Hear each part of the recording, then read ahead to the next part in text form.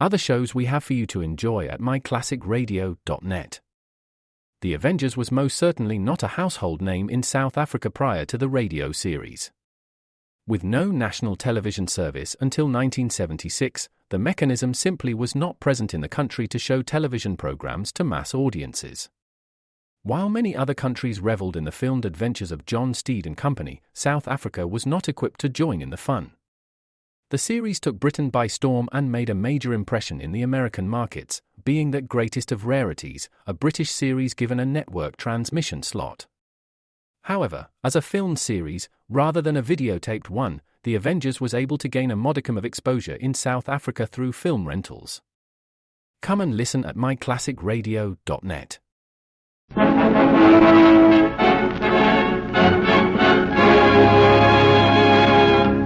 Afloat with Henry Morgan.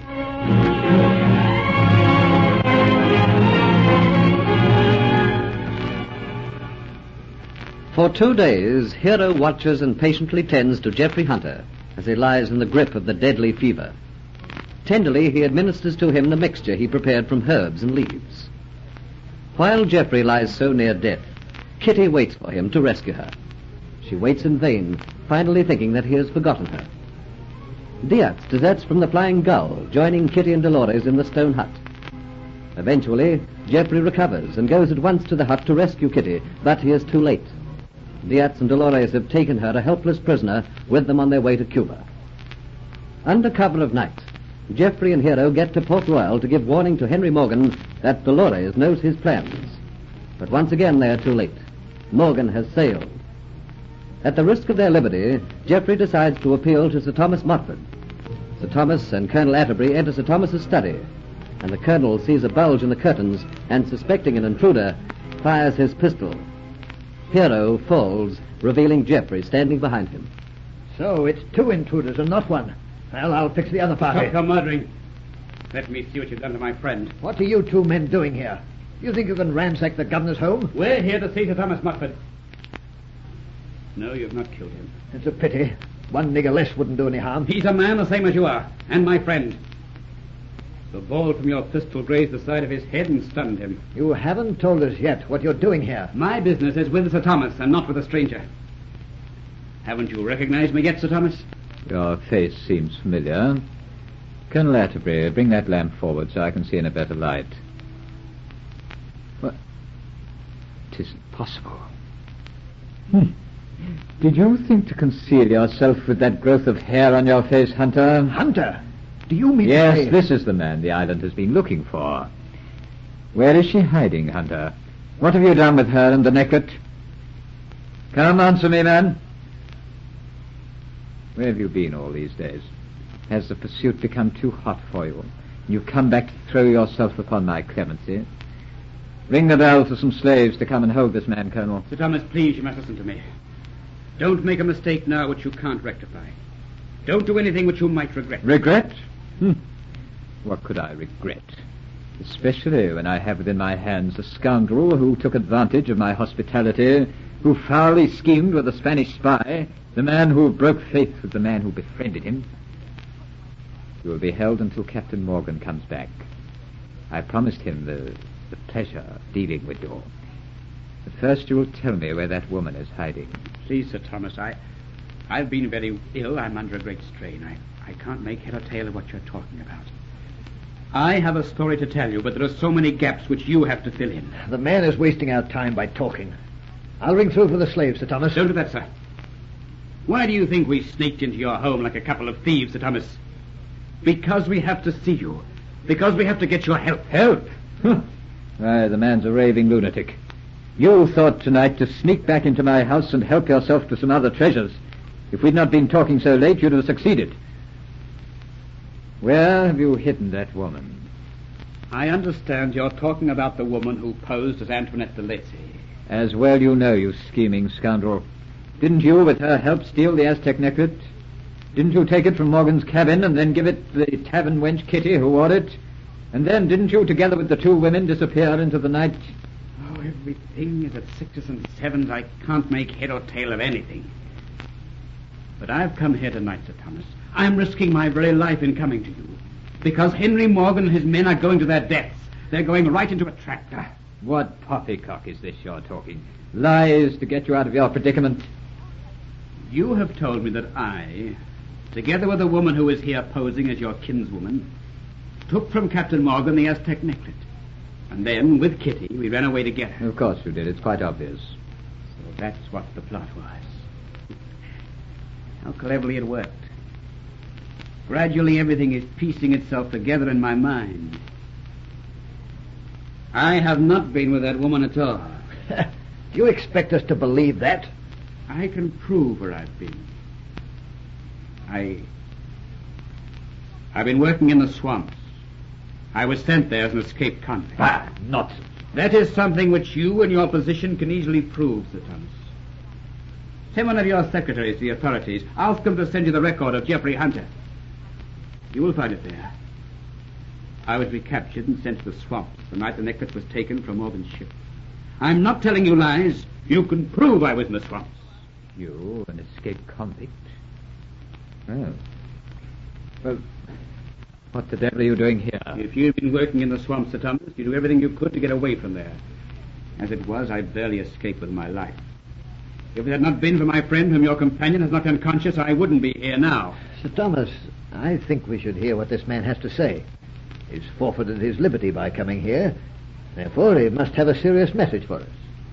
I seem to remember Captain Morgan not being fully satisfied with the explanation that we formed about this affair. He could never understand why this man Hunter would go away with two women. Well, it won't do any harm to hear what he has to say, Colonel. So, Hunter, you're an escaped convict. That is why you were never too eager to accept our friendships, until that woman who was living in my home decoyed you. That was why you never talked much about yourself, eh? It doesn't matter about me. But I want to know what really happened. I want you to tell me all you know, and I'll tell you all I know. In that way we can get a complete picture.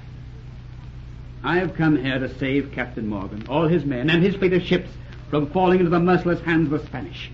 I know that Captain Morgan has sailed into a trap set by that woman who is living in your home, Sir Thomas.